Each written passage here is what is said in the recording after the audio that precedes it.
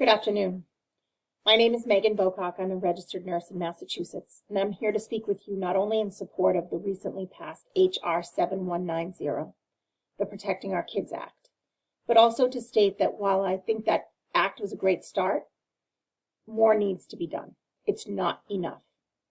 Raising the age of legality to purchase a gun from 18 to 21 is ineffective when 68% of school shootings occur using a gun that did not belong to the person who did the shooting, a gun that belonged to a friend or a family member. 4.6 million kids in America live in houses with unsecured guns, with no locks, no safes. Something needs to be done about that.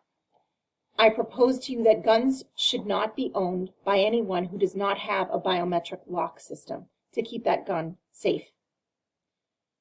I also propose to you that mental illness, while mental health is a crisis, that is not the crisis that we are facing when it comes to gun control. The access to semi-automatic weapons, weapons of war by civilians, is unconscionable in a country where there have been 250 mass shootings since the beginning of this year, more than there have been days.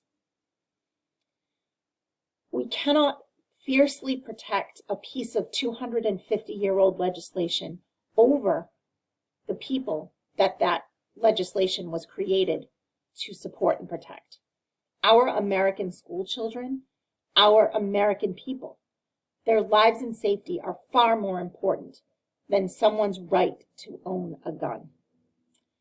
I am not suggesting we remove all guns from America. I don't think that that's possible or a reasonable thing to do.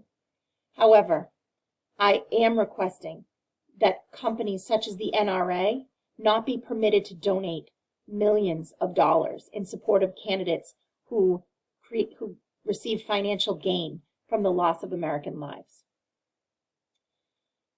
I am proposing that guns be more highly regulated, in that everyone must have a biometric lock system. I am also proposing that semi-automatic weapons not be available to civilians. Thank you very much for listening. I appreciate your support.